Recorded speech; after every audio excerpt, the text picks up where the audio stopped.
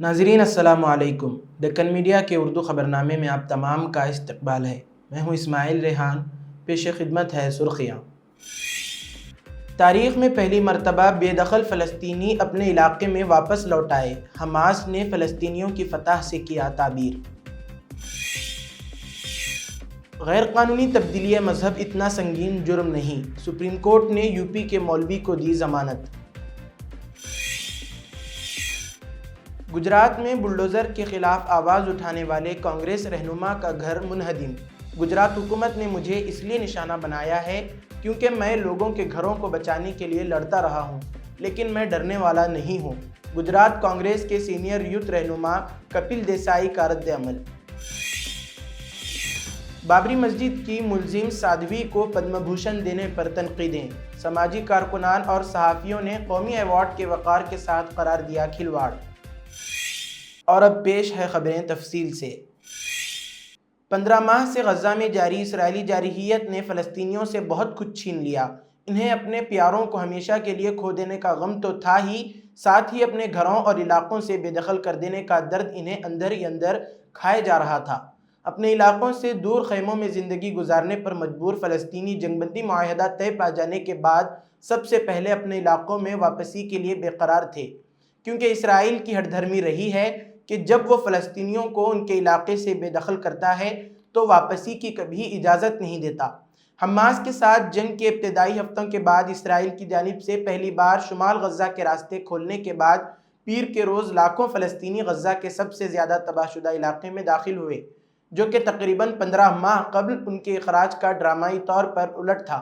फ़लस्तीनियों का पुरजोश हुजूम कुछ बच्चों को पकड़े हुए या व्हील चेयर्स ढकेलते हुए बेडरोल, पानी की बोतलें और दीगर सामान लेकर सारा दिन और रात समंदर किनारे सड़क पर चलते रहे, और जब मंजिल के करीब पहुंचे तो मुसल्लह और नकाबपोश हमास के जंगजुओं ने फतेह का निशान रोशन किया। एक अंदाजे के मुताबिक तकरीबन 3 लाख फ़लस्तीनी शुमाली गज़ा में दाखिल हो चुके हैं। खैमों और साबिक़ा स्कूलों में पनाह लेने वाले फ़लस्तीनी अपने घरों को वापस जाने के लिए बेताब थे। बहुत से लोगों को खदशा था कि इसराइल उनकी नक़ल मकानी को मुस्तकिल कर देगा।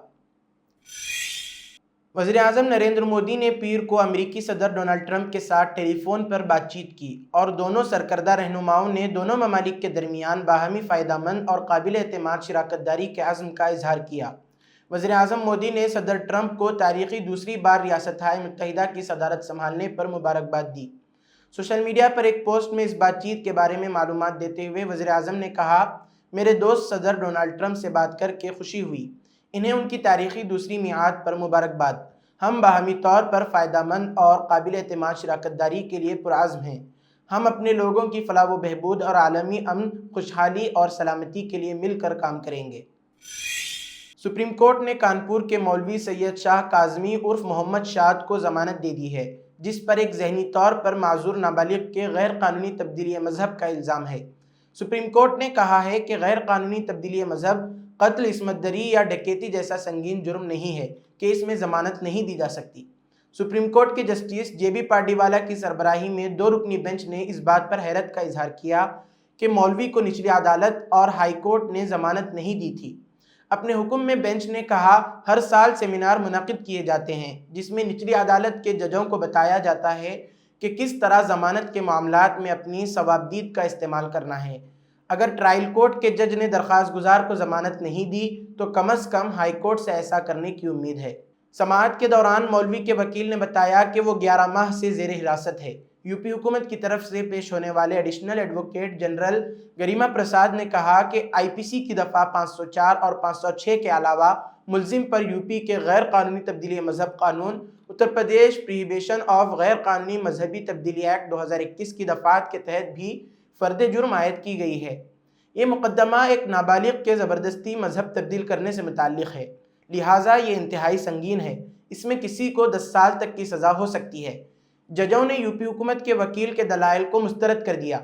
उन्होंने कहा कि अगर दरख्वास्त गुजार के खिलाफ सबूत हैं तो निचली अदालत इस पर गौर करेगी और सज़ा का फैसला करेगी। फ़िलहाल ये मामला ज़मानत के लिए सुप्रीम कोर्ट पहुंचा है। ऐसा नहीं लगता कि इस मामले में दरख्वास्त गुजार को हिरासत में रखने की कोई ज़रूरत है, इसलिए इसे ज़मानत दी जा रही है। कांग्रेस के नौजवान रहनुमा और रियासती तर्जुमान कपिल देसाई के घर को एक मुख्तसर नोटिस के बाद मुनहदिम कर दिया गया। कपिल देसाई एक लंबे अरसे से उन अफराद की कानूनी इमदाद कर रहे हैं जिनके घरों को मुनहदिम किया गया और जिन्हें इन्हिदामी कार्रवाई का नोटिस दिया गया।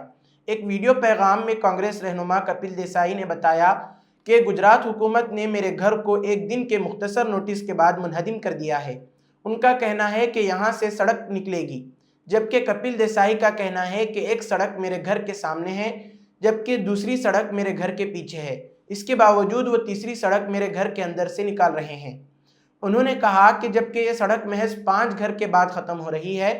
कांग्रेस रहनुमा ने कहा कि ये गुजरात हुकूमत की तानाशाही है। वो मनमानी तरीके से किसी के भी घर को निशाना बना रहे हैं। मेरे घर को सिर्फ इसलिए निशाना बनाया गया है कि मैं बुलडोज़र कार्रवाई के ख़िलाफ़ लड़ता रहा हूँ और हुकूमत की इस तानाशाही के शिकार आवाम की मदद करता रहा हूँ। लोगों के घरों को बचाने के लिए लड़ता रहा हूँ। उन अफराद के लिए लड़ता रहा हूँ जिनके 50-60 साल पुराने घरों को एक दिन का नोटिस देकर मुनहदिम कर दिया गया। कपिल देसाई ने कहा कि ये गुजरात हुकूमत की मुझे डराने की कोशिश है, लेकिन मैं डरने वाला नहीं हूँ। मैं कल भी आवाम के लिए हुकूमत की गैर कानूनी इन्हिदामी कार्रवाई के ख़िलाफ़ खड़ा था और आइंदा भी खड़ा रहूँगा। मेरे घर पर इन्हिदामी कार्रवाई हुकूमत का एक बुज़दिलाना अमल है। इस बुज़दिलाना अमल से मैं डरने वाला नहीं हूँ। इससे पहले भी मेरे ख़िलाफ़ मुक़दमात दर्ज किए गए हैं और मुझे खामोश करने की कोशिश की गई है, लेकिन ना मैं पहले डरा था और ना अब डरूँगा। मैं लोगों के लिए लड़ता रहूँगा। बाबरी मस्जिद शहादत के कलीदी मुल्ज़िमीन में शामिल साध्वी रिथम्बरा को, जो इस मामले में जेल भी जा चुकी हैं, को उनकी समाजी खिदमात के लिए इस साल पद्म भूषण अवार्ड के लिए मुंतखब किए जाने पर मोदी हुकूमत को तनकीदों का सामना है। सीनियर सहाफ़ी हरतोष सिंह बाल ने इसे अवार्ड की कदर मंजिलत के साथ खिलवाड़ करार दिया, तो मारूफ समाजी कारकुन अपूर्वानंद ने साध्वी के साथ पद्म भूषण अवार्ड के लिए मुंतखब होने वाले दीगर अफराद को अवार्ड तकसीम करने के फैसले पर नज़रसानी की सलाह दी। साध्वी रितम्बरा को पद्म भूषण अवार्ड देने पर मोदी हुकूमत को शदीद तनकीद का सामना करना पड़ रहा है। याद रहे कि साध्वी रितम्बरा बाबरी मस्जिद शहादत केस की कलीदी मुल्जिमा रह चुकी हैं और इस मामले में जेल भी जा चुकी हैं। इन्हें समाजी खिदमात के लिए इस आला अवार्ड के लिए मुंतखब किया गया है, जिस पर मुख्तलिफ हल्के सवालात उठा रहे हैं। मारूफ सहाफ़ी हरतोष सिंह बाल ने इस फैसले को अवार्ड की कदर मंजिलत के साथ खिलवाड़ करार दिया है, जबकि समाजी कारकुन अपूर्वानंद ने साध्वी समेत दीगर अफराद के इंतखाब पर नज़रसानी का मशवरा दिया है। उनका कहना है कि ऐसे वक्त में जब नफरत अंगेज़ी को इनामात और ओहदों की बुनियाद बनाया जा रहा है, ये फ़ैसला हैरत का बाइस नहीं है। ताहम उन्होंने दीगर मुंतखब अफराद से अपील की है कि वो इस मामले पर गौर करें और देखें कि आया वो नफ़रत फैलाने वालों के साथ एक ही सफ़ में नज़र आना चाहते हैं या नहीं। साध्वी रिथम्बरा VHP की ख़वातीन विंग दुर्गा वाहिनी की बानी हैं और इन्हें उनकी नफ़रत अंगेज़ तकारीर और मुसलमानों की नस्लकशी की हिमायत के लिए जाना जाता है। मारूफ वकील प्रशांत भूषण ने भी इस फैसले की मजम्मत करते हुए कहा है कि मोदी हुकूमत में पद्म अवार्ड्स अब एक सियासी मजाक बनकर रह गए हैं। सहाफ़ी SR प्रवीण के मुताबिक ये फ़ैसला अवार्ड के मेयार पर सवालिया निशान है, क्योंकि इसे एक ऐसी शख्सियत को दिया जा रहा है जिसका माजी तनाज़ियों से भरा हुआ है। याद रहे कि 1989 से 1992 के दरमियान बाबरी मस्जिद के ख़िलाफ़ तहरीक में साध्वी रितम्बरा पेश थीं और उनकी तकरीरें मुसलमानों के ख़िलाफ़ नफ़रत को हवा देती थीं। राजधानी दिल्ली में लेफ्टिनेंट गवर्नर के फरमान के बाद दिल्ली पुलिस दिल्ली के मुस्लिम अक्सरियती इलाकों में रोहिंग्या और बांग्लादेशियों के नाम पर सर्च ऑपरेशन जारी है। वहीं दूसरी तरफ अदालत उज़्मा ने रोहिंग्या पनाहगुज़ीन के एक अहम मसले पर समाअत करते हुए सुप्रीम कोर्ट ने पीर को ऐलान किया कि वो रोहिंग्या पनाहगुज़ीन बच्चों के सरकारी स्कूलों में दाखिले पर गौर करेगी।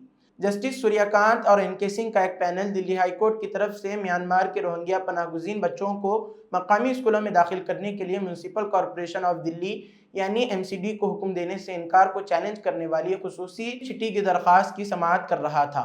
शुरू में वकील अशोक अग्रवाल दरख्वास्त गुजार NGO की नुमाइंदगी करते हुए वजाहत की कि केस का मकसद कमज़ोर रोहिंग्या पनाहगुज़ीन बच्चों को तालीम देना था।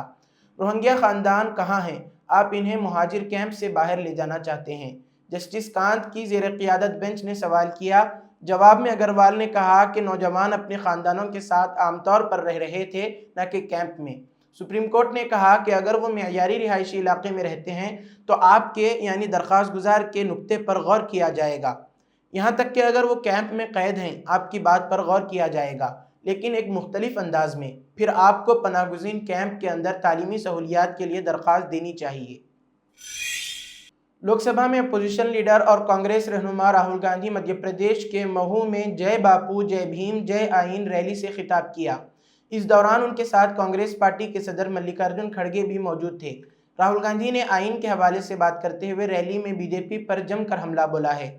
انہوں نے ریلی سے خطاب کرتے ہوئے کہا کہ پارلیمانی انتخاب سے قبل بھی بی جے پی لیڈران نے کہا تھا کہ اگر انتخاب میں 400 سیٹیں آ گئیں تو وہ آئین کو بدل دیں گے، لیکن بی جے پی کے سامنے کانگریس اور انڈیا اتحاد کے لیڈران و کارکنان کھڑے ہو گئے۔ نتیجتاً پارلیمنٹ میں نریندر مودی کو آئین کے سامنے جھکنا پڑا۔ ساتھ ہی انہوں نے کہا کہ ہندوستان میں آئیڈیالوجی کی لڑائی ہے۔ ایک طرف کانگریس ہے جو آئین کو مانتی ہے اور اس کے لیے لڑ رہی ہے، اور دوسری جانب RSS بی جے پی ہے جو آئین کے خلاف ہے۔ یہ لوگ آئین کو کمزور کرتے ہیں اور اسے ختم کرنا چاہتے ہیں۔ اتر پردیش کے ضلع باغپت میں چین برادری کے نروان میلے کے دوران 65 فٹ اونچا اسٹیج گر گیا۔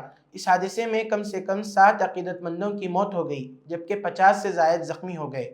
کئی زخمیوں کی حالت تشویشناک بتائی جاتی ہے جو مختلف اسپتالوں میں زیر علاج ہیں۔ باغپت کے بڑوت میں گاندھی روڈ پر واقع شہری دگمبر جین ڈگری کالج کے گراؤنڈ میں منگل کو آدتیہ ناتھ کے نروان لڈو فیسٹیول کا انعقاد کیا جا رہا تھا۔